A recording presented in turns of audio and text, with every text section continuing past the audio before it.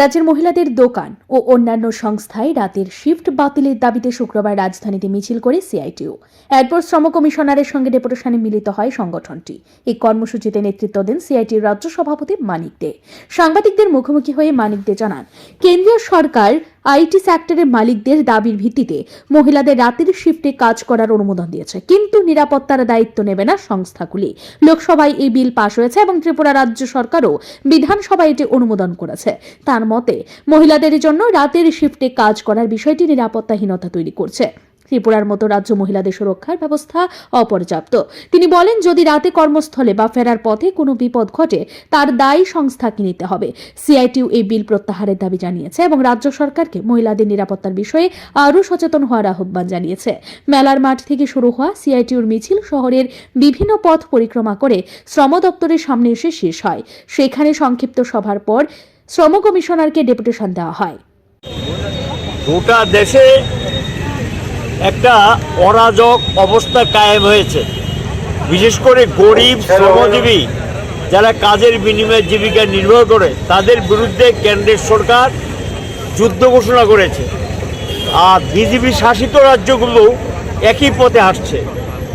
আমরা লক্ষ্য করলাম যে আইটি সেক্টরে মালিকরা দাবি করেছে যে রাতের বেলা শ্রমিকদেরকে মানে মহিলা যারা তাদেরকে কাজের আইনি সুযোগ দিতে হবে। আইনে এটা বিধান ছিল না আগে, কারণ মহিলাদের কাজে নিতে গেলে তাদের নিরাপত্তা, তাদের থাকার ব্যবস্থা, তাদের শিশু সন্তানদের থাকার ব্যবস্থা, রাত্রেবেলা তাদেরকে বাড়িতে পৌঁছে দেওয়ার দায়িত্ব নিতে হয় ম্যানেজমেন্টকে। যারা কাজটা করান তাদেরকে দায়িত্ব নিতে হবে। কিন্তু লক্ষ্য করা গেল যে এরা এই দায়িত্ব নিতে অস্বীকার করেছে। আমরা তখন বাধ্য হয়ে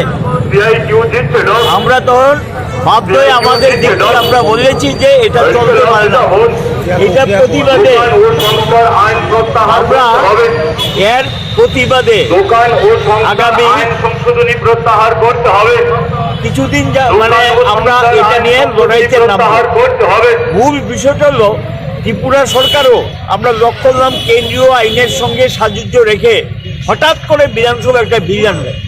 সাধারণত এই জাতীয় বিল আনতে গেলে শ্রমিকদের সঙ্গে কথাবার্তা বলতে হয়, আলোচনা করতে, কিন্তু কথাবার্তা বললেন না, আলোচনা করলেন না, একটা বিল এনে বিধানসভায় তুললেন, এটা পাশ করিয়ে নেবেন।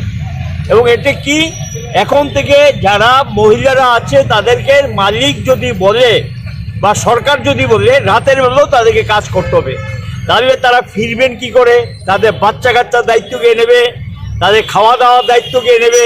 তাদের নিরাপত্তার দায়িত্ব নেবে কে? রাতের বেলা কি করে গাড়ির ব্যবস্থা করেছেন যে নিরাপত্তার সঙ্গে তাদেরকে বাড়িতে পৌঁছে দেবেন? এটা আইনে কিন্তু কিচ্ছু নেই। সোজা একটা আইন পাস করে অর্ডার ইস্যু করে দিচ্ছে। এতে এমনিতে আমাদের মতো রাজ্যে এবং গোটা ভারতবর্ষে এখন মহিলাদের নিরাপত্তা বিঘ্নিত। শিশুরা পর্যন্ত ধর্ষণের হাত থেকে রক্ষা পাচ্ছে না, নারীরা নির্যাতিত হচ্ছেন, আইনের শাসন কিচ্ছু নেই, এবং সেখানে নারীদের আগুন দিয়ে পর্যন্ত পুড়িয়ে মারা হচ্ছে, ধর্ষণ করে খুন করা হচ্ছে, দেহ লুটপাট করে দেওয়া হচ্ছে, এবং কাজ দেবে বললে নিখোঁজ করে দেওয়া হচ্ছে। নিখোঁজ মহিলাদের পর্যন্ত এই ত্রিপুরা বিধানসভা যেদিন দেখলাম আমি পাস করে বলেছে 800 উপর মহিলা নিখোঁজ। কয়জন উদ্ধার হয়েছে, কয়জন বাড়িতে ফিরে এসছে বলতে পারবেন? এই হলো গিয়ে মহিলাদের নিরাপত্তার চেহারা। এই পরিস্থিতির মধ্যে যদি তারা এই আইনটা লাগু করে ত্রিপুরাজ্যে, তাহলে এখানে মানুষের কোনো নিরাপত্তা উন্নতি কিছু থাকবে? এমনিতেই মহিলাদের মজুরি কম দেয়, আইনে যে প্রভিশনগুলো আছে সেই সুযোগ থেকে তাদেরকে বঞ্চিত করা হয়, এবং কথায় কথায় তাদের প্রতি সাধারণত বেশি মানে কুস্থাস একটা বাজে ব্যবহার করা হয়, মহিলাদেরকে অবজ্ঞা করা মালিকদের। তার মধ্য দিয়ে যদি এই অবস্থা চলতে থাকে তাহলে কী করে হবে? আমরা এই আইনটা প্রতিবাদ করছি, এটা সরকার যাতে কার্যকরী না করে, এটাকে যাতে বাতিল করায় আমরা আমাদের সরকারের কাছে আমরা পরিষ্কারভাবে দাবি জানিয়েছি, এটাকে বাতিল করার জন্য ব্যবস্থা করতে হবে, অথবা স্থগিত বাতিল যা করা করবে, কিন্তু এটা আমাদের রাজ্যে যাতে লাগু না করা হয়। এমনিতেই সন্ধ্যার পরে কোনো যানবাহন থাকে না, অটো পাওয়া যায় না, গাড়ি পাওয়া যায় না, রাতের রাজ্যে ছেড়ে দেবে, সে যাবে কি করে বাড়িতে? এটা তাহলে আইনের সঙ্গে এটাও ঢুকানো উচিত ছিল, মালিক দায়িত্ব নিয়ে তাকে বাড়িতে পৌঁছে দেবে যদি রাতের বেলা কাজ করানো হয়, নিরাপত্তার দায়িত্ব মালিকের। কিন্তু এটা তো আইনে নেই। তাহলে আইনটা একতরফাভাবে মহিলাদের বিরুদ্ধে এবং এই আইনের বিরোধিতা করে আজকের এই আন্দোলন কর্মসূচি আমরা নিয়েছি। সারা দেশে আন্দোলন চলছে, আমাদের রাজ্য আমরা আন্দোলন শুরু করেছি। এটাই আমাদের আজকের কর্মসূচি এবং আমরা একটা মেমোরান্ডাম সরকারের কাছে দাখিল করব শ্রম দপ্তরে। রাস্তা পরিক্রমা করে শ্রম দপ্তরে এসে বিক্ষোভ দেখিয়ে এই মেমোরান্ডামটা দাখিল করা হবে।